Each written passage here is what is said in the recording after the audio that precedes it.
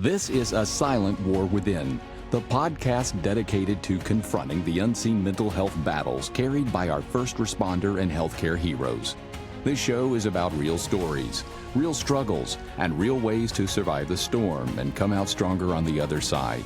For too long, stigma has kept you silent, but this is your space to bravely break that silence, share vital insights, and build a community where your well-being truly comes first, because your service deserves unwavering support. Welcome to A Silent War Within. This is our inaugural episode.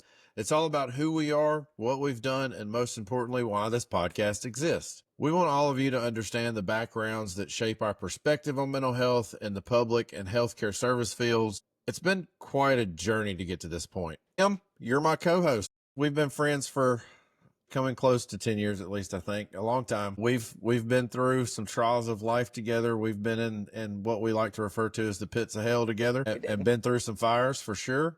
So one of the things that I want out of this podcast is for us to be authentic and genuine. What are some of the things that you hope to give to others by doing this podcast?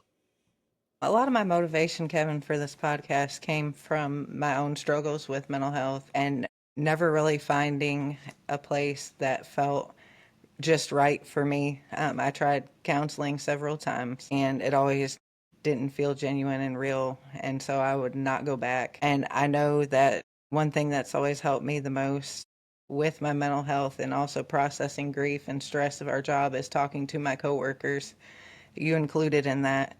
And so for me, I want all of our listeners to have a place where they feel safe and heard, because sometimes those places are hard to find. We know a lot of each other's stories, but I'll share mine first and then I'll throw it back to you and you can share a little bit about yours. You know, I was the kid at the parade every year, the Christmas parade or the 4th of July parades that we would have in my hometown, that would see the ambulances and the fire trucks coming down the road and always say, I wanted to do that. I wanted to drive an ambulance. And then it turned out I wanted to help people. And of course, there was always that draw of lights and sirens and going really fast and people getting out of your way and things like that, that was kind of just drew me in. It really gravitated me to it. So I always like to say that this profession kind of picked me from a very young age. I think that as I started to enter that world at 18 and I became a firefighter first, I went to fire academy, did all those things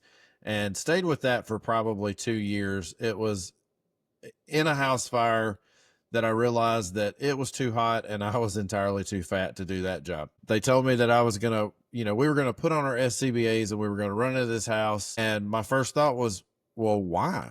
There's nobody in it. The pets are even out. Like, I realized the fire service is also about saving property. I was not felt very led by the spirit to run into the burning house with my SCBA on. And my chief said, well, we're going to practice. And I said, I don't want a roof to collapse on me because of practice. Soon after that, I was assigned strictly to the rescue truck. So I did Jaws of Life and have been in many cars with individuals that we were having to cut out and things like that. So that part of it was more for me gratifying than anything else. And then I had friends in college that were telling me, you need to go be an EMT. You need to go be an EMT. Well, it was something that I kind of had a secret fear of. Like, that's what I always wanted to do, but I didn't know if I was physically capable and mentally capable of going through the school and going through the clinicals. I was young and single, so I really didn't have anything to lose. So I jumped in an EMT class, and now after 2 decades of being in this career, it was one of the best decisions I ever made. But through the 7 years I was an EMT, went to paramedic school, became a paramedic. Now I've been a paramedic for over 10 years. I have really noticed throughout the past probably 10 years as a paramedic, more so than an EMT, I think there's a level of responsibility that comes with being a paramedic that is just even a heavier weight on top of the things we see and the things that we witness. And we kind of have a front row seat to everybody's worst day. I can bring out numerous calls that affected me, and I started to realize it probably about 10 years ago, but I didn't do anything about it. There was one particular call where I was an EMT.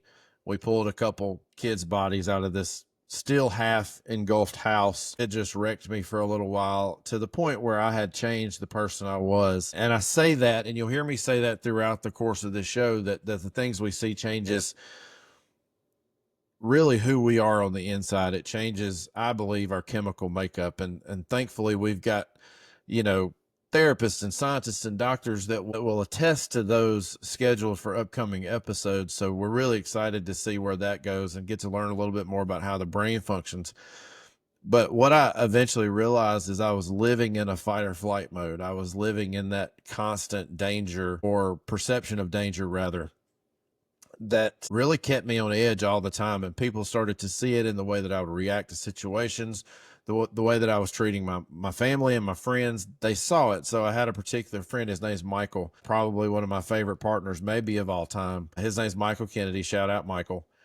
He came to me after this call and he said, dude, you have changed. You need to go see a doctor. We came up in a time when it was suck it up, you know, live with it. You press on to the next call. So I kind of had that mentality that it was a suck it up and deal with it situation. I was going to have to put my big boy panties on and keep running calls and keep living in the world and keep being all the hats that I had to wear. I had to keep still being the husband by that time. I had to keep being, you know, the friend and the brother and eventually the father.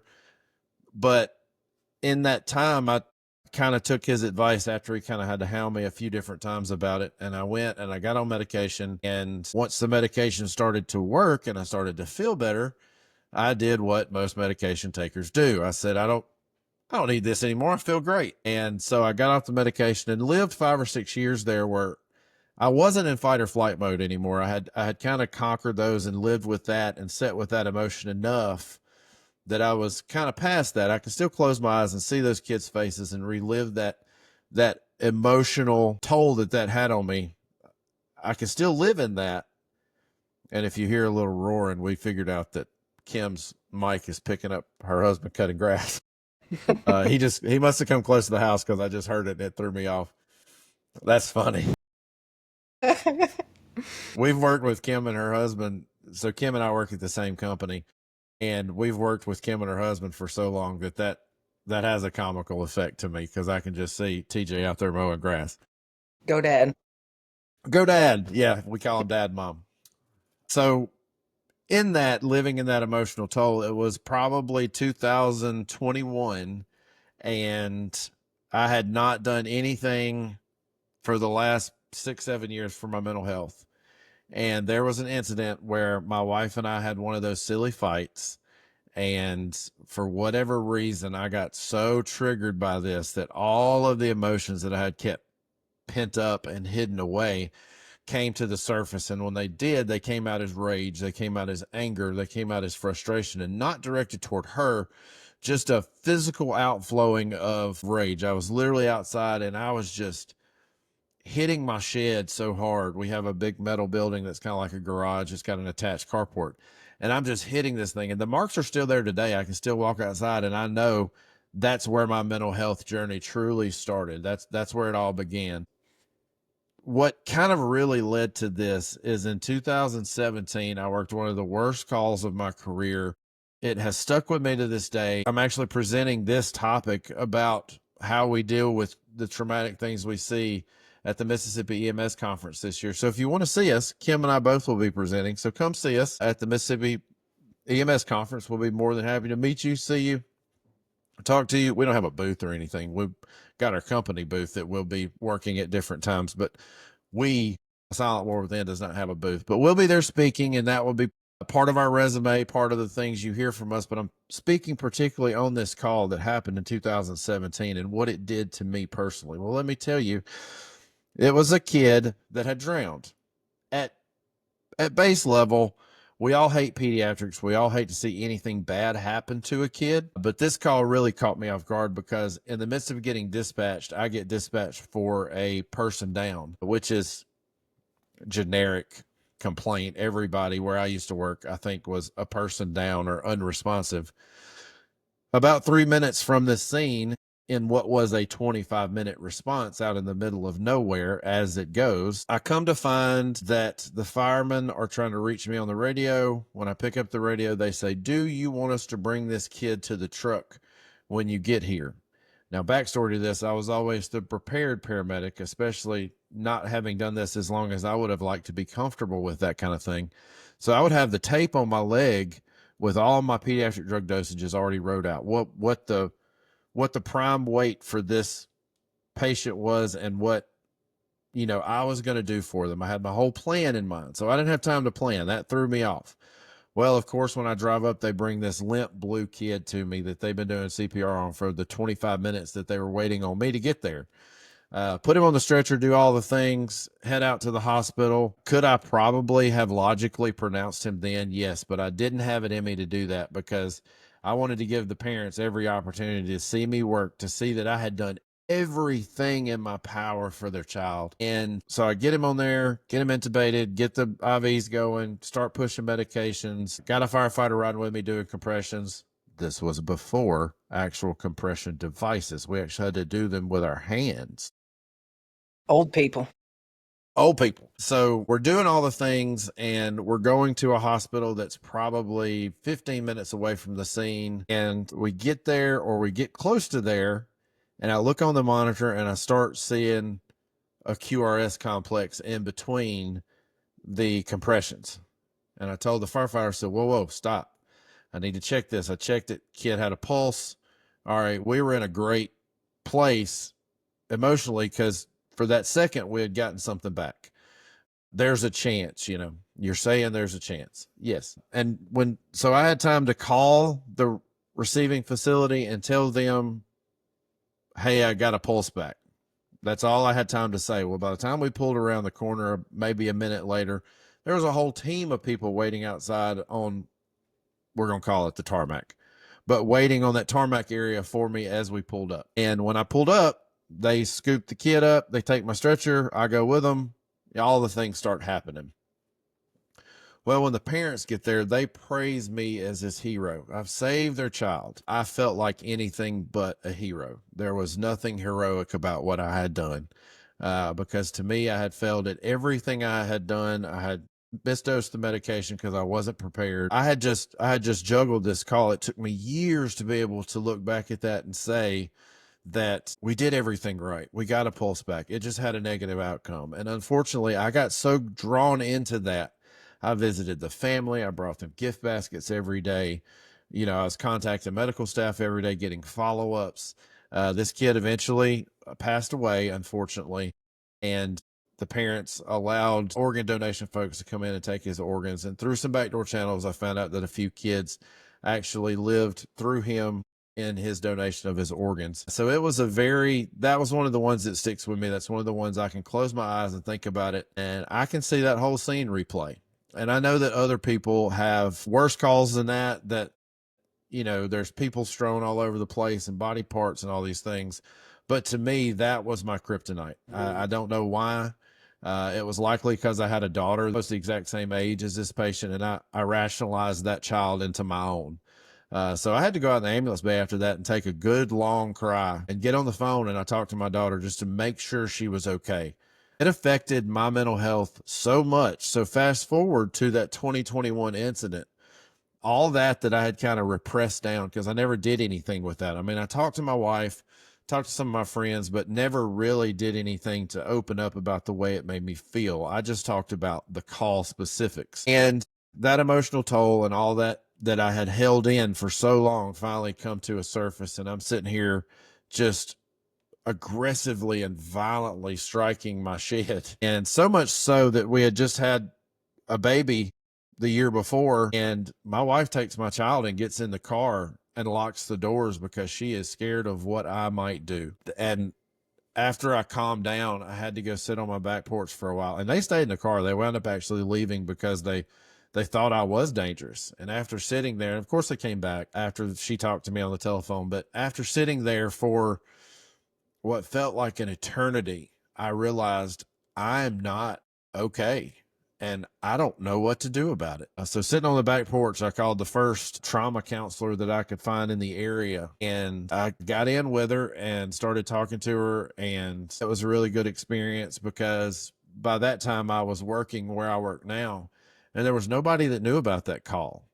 The other part of that call that really led me into my job in pediatrics now, because Kim and I both work on a very large pediatric critical care transport team that also does neonates. And one of the things that really just set my career into motion as it is now was that call, because during that call, they had called this particular critical care team that was housed there at that time to come around the corner and to help.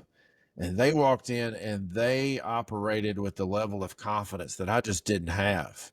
They operated with such an expertise. I'd never seen anything like it, because, EMS folks, we see kids and we kind of get a little shaky if we're honest with ourselves. We don't like them.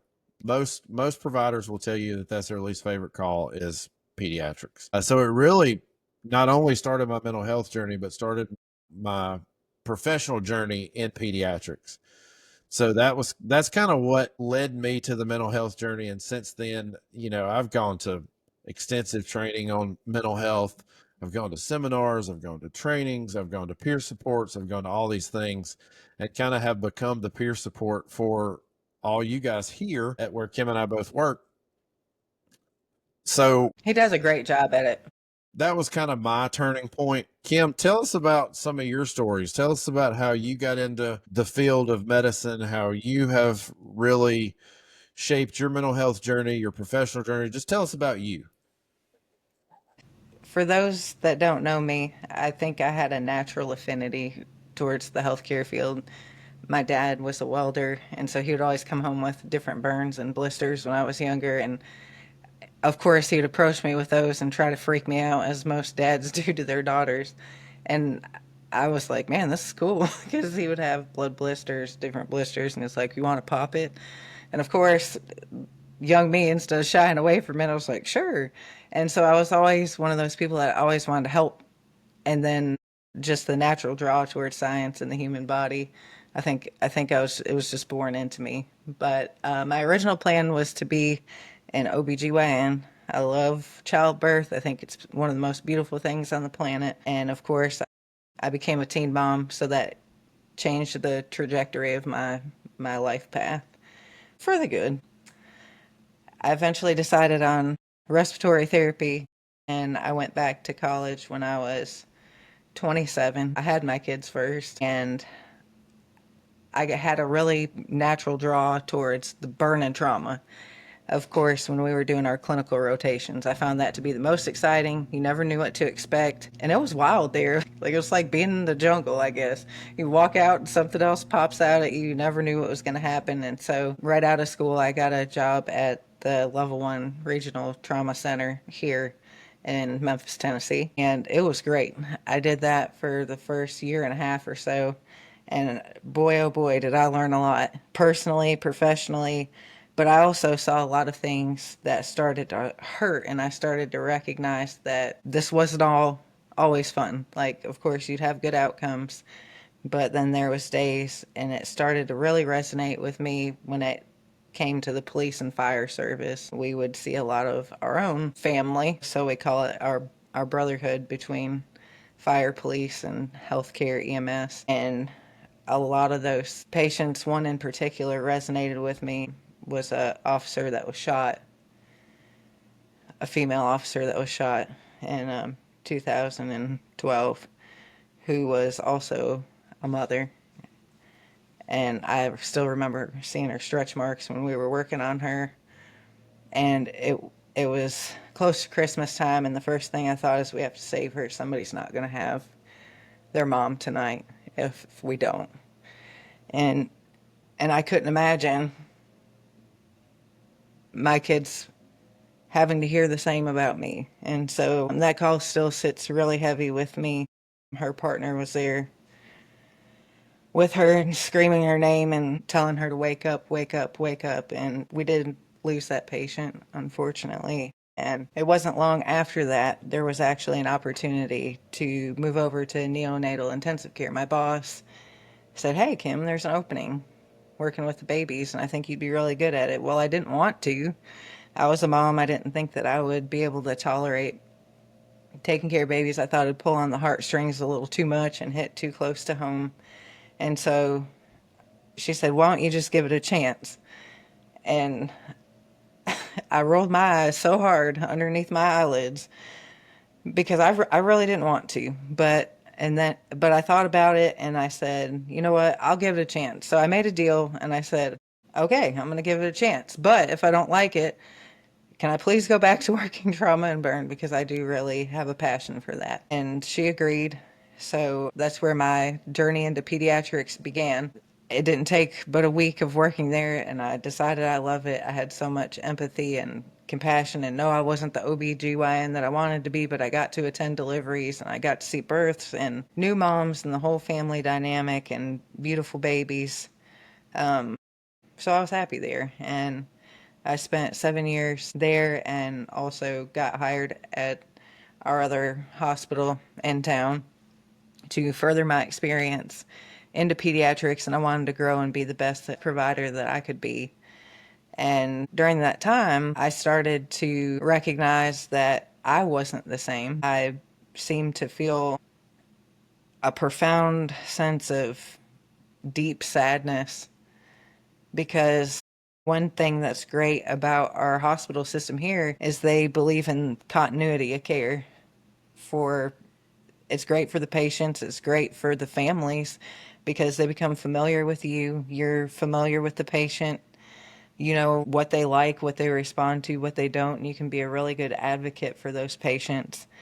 And so with that being said, if you're a person that works a lot of overtime, which I was, you could spend 4 or 5 days a week taking care of the same patient. And if it's a NICU patient that was born extremely preterm, depending on complications in the course of their hospital stay, you could take care of the same patient for almost a year. And what I found to be happening, I kind of went through a really hard time. In NICU, I had several patients who I took care of for months end up getting sick, very sick, to the point where the parents were left to make a decision of, let's make your baby a DNR or withdrawal care. And I don't know how much everybody, our listeners, know about respiratory therapy, but we do more than give breathing treatments. It's kind of a gift we have to establish an airway and put you on life support, but also we are the ones that withdraw the tube and take that away at the end of life. And so I had multiple instances within 1 week where I withdrew care 3 or 4 times within a 1 week period. And if you have never heard the scream of a mother who lost their child, it will give you goosebumps and you will feel it in your bones and your soul. And if you've never heard that, God bless you. I'm very happy that you have never had to endure that. But That's right. it was the road to my PTSD that I never realized I was walking after that. So I know that week, the last time that I had withdrawn care, I remember just putting my head down and walking to the bathroom, and I sunk down into the floor and I started sobbing uncontrollably. And of course, I didn't want to say anything to anybody else because I never saw anybody else show emotion like with my coworkers. So I assumed, like, I started to think and get in my own head that I was weak and what is wrong with me? I never seen anybody else cry, and why is all of a sudden this bothering me? But like you said, we were raised in the era of healthcare and EMS where mental health wasn't addressed. We didn't talk about it. We didn't show emotions. It wasn't common. And I think we all have a very deep level of repression from these traumatic events. And I think a lot of us also feared repercussion of saying anything. Would they deem us too unfit to do our job? And I know, and you know, the level of trauma both of us have incurred. We both show up every day and give 100% to our patients, and we love them, and we have care, and we have compassion, and we care for the families. Like, we care for those kids and our patients like they're our own family. And I know so many more of us that do the exact same thing, but we do go home and break down and hiding. And a lot of my motivation towards this podcast, I'll get further into it. Ultimately, what ended up happening I started having repetitive dreams of hearing the mother scream, and it would wake me up in the middle of the night. I would have anxiety. And I didn't know what to do because I loved my job. I did not like the effects that it was taking on me. And so that's what made my transition over to transport. I love to use my skill set. I loved variety. I loved excitement. I loved critical, non critical. I just love kids in general. It's always been an area I've been able to maintain love and compassion in my heart no matter what, because kids are innocent. Most of the time, the things that happen to them, they never had a choice and never asked for. And, we're adults, and a lot of us make relatively stupid decisions sometimes, so it's Yeah. self-inflicted sometimes. Yep. So sometimes it is hard to, if we're being honest with one another, it's hard to be compassionate towards somebody that, makes poor decisions and alters other people's lives, hence murder and other things. But with kids, it's a whole different ballpark. So I went and made a transition to transport in 2016. It's one of the best things I could ever do. It made me grow as a provider. I love the configuration of our team. We work nurse, paramedic, RT, and we actually cross train to each other's positions. So it's a We do. huge, huge, huge area of growth professionally, personally. It really challenges you and your critical thinking skills. And one of the benefits to that is we don't have to see the same patient every single day over and over. We do see a lot of bad things. And that's one of the questions that a lot of people, when you are a healthcare provider and they know, well, what's the worst thing you've ever seen? Oh, I hate You that. want to I hate You that. want to? I do too. And I know they don't mean anything by it, but it's such a triggering statement. I'm like, okay, let's dig up my backpack of trauma and I'll start pulling it out. Do you really want to go there? And it's horrible. It's horrible, the things that we've seen. And no, most of the time we really don't want to talk about it. But Right. that was one of the best things that could have happened, for my mental health. But then, of course, we went through a pandemic. My mom passed away Well, March 27th of 2020, right when we went into lockdown. So everybody was isolated, and that is not the time when you lose a parent.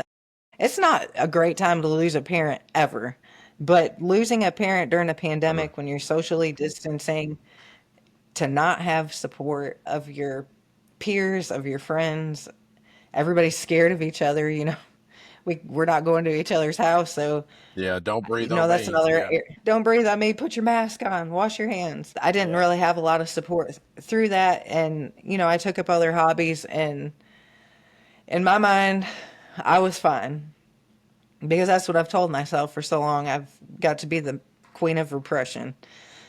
And so we go through the pandemic. We went through management changes, a lot of turnovers during COVID. I don't know if it was just a compounded It was thing of mental everything. health prior to that, and It was that was the everything. last straw. Yeah, it was everything. So it was a hard time for a lot of us. Some of It us was. braved it out and stayed, and some of us might have been wise and left the field. We're like, I'm out, dog. I Yeah, but can't do this really, anymore. I mean, but really, if you look at fire, EMS, police, that's a real common thread. The management changes, the differencing in policy, you know, the just even down to having a different partner every single shift, that can greatly affect our mental health. And we're told to repress it. But those are things that, we can sit here and compare traumatic calls for the next 6, 7 hours. I mean, we've got a storybook full of them. Each of us do. If you've worked in this for any amount of time, but we also have to take into account that there's some moral injury that goes along with all these traumatic things we're seeing. Yes, you're seeing traumatic things every day. Yes, you have a front row seat to everybody's worst day. Yes, the things we see are what nightmares are made of. But also that all those management changes, all those policy changes, all those different partners, all those different trucks or truck breakdowns, or for the police side, the car breakdowns, the people that are ugly to you, the defund the police, all those little things just chip away at your mental health. And that's what we're here to talk about. So this is a really good transition point. So we've talked about your story. We've talked about my story, and this is This is just like the highlight reel. Like I said, there are so many stories that we're going to delve into and get deep with and talk about family trauma and talk about childhood trauma and talk about all the things that really make us who we are at our core. And you'll learn us probably better than we know ourselves, hopefully, by the time this thing is over with. And I don't see an end date, but certainly all good things come to an end eventually. But this is something we want to carry on for a long, long time. But Kim, can you kind of elaborate on how we came to this realization that our stories are different? We come to the realization from different sides of the spectrum in healthcare, but how did we get together and say, let's do a podcast? So, what ended up happening, back to the story of during COVID, Kevin actually started to be a really good advocate for our team for mental health.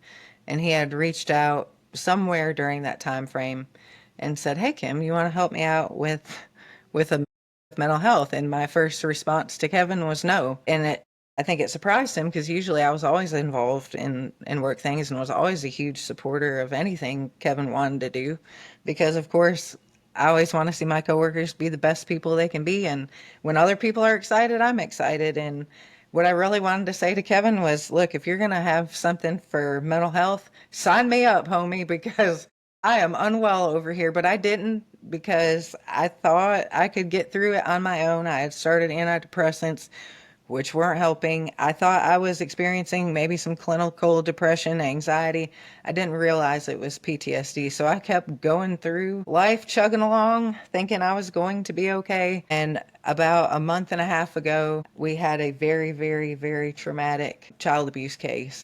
I was here with my team, and in 14 years, I would say it was the worst thing I ever saw and experienced, and it just hit me like a load of bricks. Normally, when I have a bad day, I can come home and I can drink some coffee and have a bath, go to the gym, decompress, and the next day I bounce back. I might think about it a little bit, but I can kind of keep it held off. And it was not happening. On day 3 of consecutive panic attacks, I finally text Kevin when I was at the gym. I had been out in my yard beating the shit out of a punching bag. I've been to the gym, throwing around sandbags in public, being a fool, but something had to give. And I finally texted Kevin and I said, hey, we had that conversation about mental health. I need some resources because I don't feel like myself. I don't know what's going on. I can't shake this call. I'm very anxious. I keep crying every time I try to talk about it with another coworker. I can't express anything that's on my mind. I completely lose my breath. And he said, hey, Kim, that's a classic sign of PTSD, right? What? No, I didn't. I did not know. I did not know that it was. And, over this time of us talking in the last few months and looking back, I exhibited a lot of signs of PTSD, but because nobody talks about it or it's not commonly talked about, I just thought I had a good old strong case of clinical depression. Every time I go to the doctor, I would score severe, and I'm like, that's weird.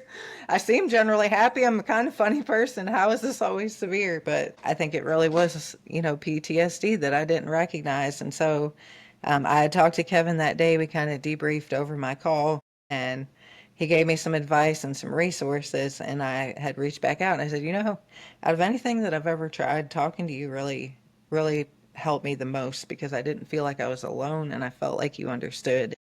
I don't know if anybody had been to a counselor that wasn't like based in healthcare or trauma informed, but you can kind of freak out a general Absolutely. counselor Absolutely. to where you like tell your story, and those memes where it's like that wet dog like staring down at the floor with huge eyes. That's kind of how Yeah. every Oh, counselor yeah. that I Yeah. ever seen looked like. I'm like, damn, I need to help them out. I mess them up over here Yeah. passively. Yeah.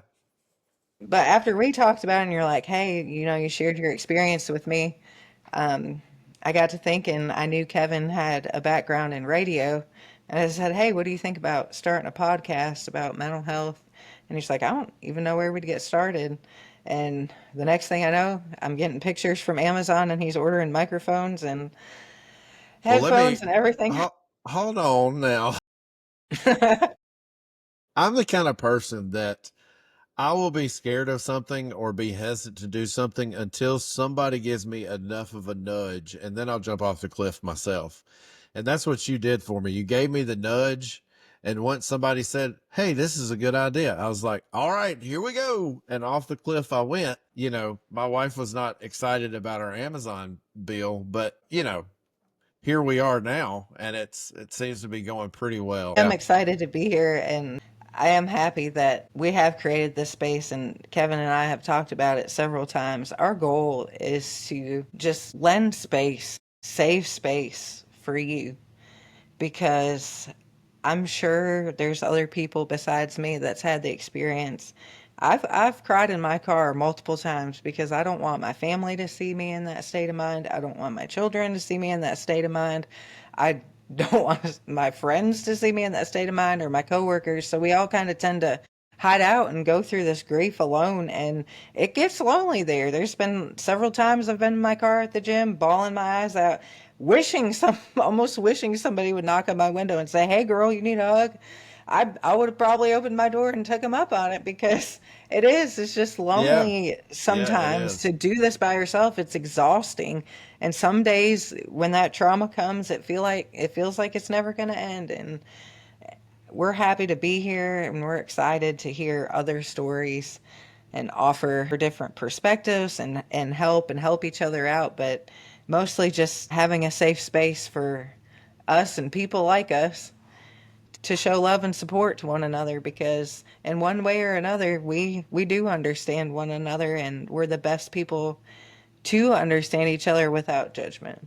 And I think the overshadowing theme here is that no matter what you do, whether you're a fireman, a doctor, a police officer, EMT paramedic, nurse, respiratory therapist, dispatcher, whatever your title is, you're dealing with something.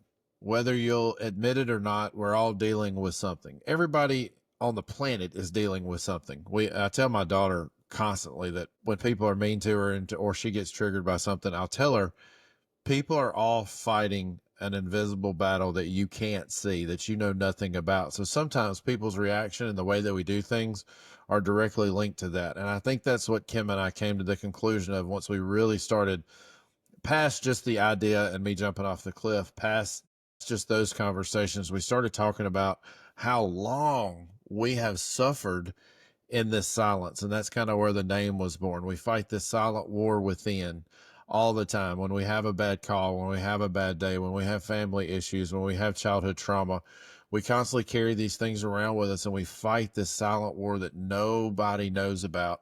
This is the place we want to bring to you and let people know about it. You're going to hear from guests from every walk of life, whether it's doctors, whether it's psychiatrists, whether it's life coaches, whether it's fellow responders like you, like me, like Kim. It's going to be such a fantastic journey that we're on. We want you to come with us.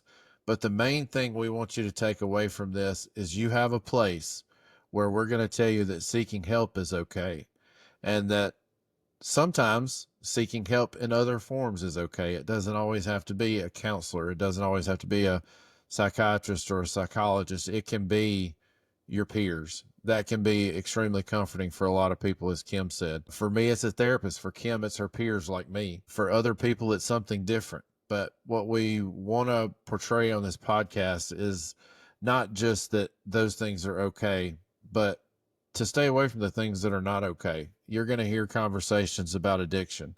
You're going to hear conversations about depression. You're going to hear some heavy, heavy content moving forward. And that's okay. We want to normalize and make it regular for us to talk about these feelings and these things and the way that we're triggered and the way that we respond, both good and bad, because we can't have good responses from this, and we can't have very negative responses from this. But the real key factor that I want you guys to really hone in on, if you hear nothing else we say throughout the whole show, you are not alone. And we are here to dive deeper into anything you guys want to dive into. Mental health isn't a one size fits all, and I've recognized that within That's right. myself. There was many times that I've tried different coping mechanisms to help my own mental health, and nothing ever really fit great, because like me, I work two jobs. Anybody that works fire service and EMS, They could work 3 24s plus a week, depending on the amount of jobs that they're working. And this is something convenient for everybody. You don't have to dress up. You don't have to put on makeup. You don't have to get in your car. It's not going to cost you gas. Just tune in and listen, and you're going to have somebody here to listen and hear you and understand you. And anybody that wants to come talk, share their story, share anything, tips that's helped you cope, give us a shout. We'd love to have you and see you, talk to you anywhere in the country, anywhere in the world. We have ways. Absolutely. Every week when we end our episode, we're going to end it just like this. I'm going to say, thank you for listening to A Silent War Within. We'll thank our guests. We'll be very gracious to them. But at the very end of the show, Kim's got something she's going to say every single show. It'll be consistent, and I absolutely love the way it ends the show. So, Kim, since this is the end of the show, it's your time to shine. Be safe, take care of your mind, and we'll talk soon. Bye-bye, everybody. You've been listening to A Silent War Within. If this episode resonated, please subscribe, leave a review, and share with someone who needs to hear it. Remember, you're not alone, and your well-being matters. It's time to end this silent war.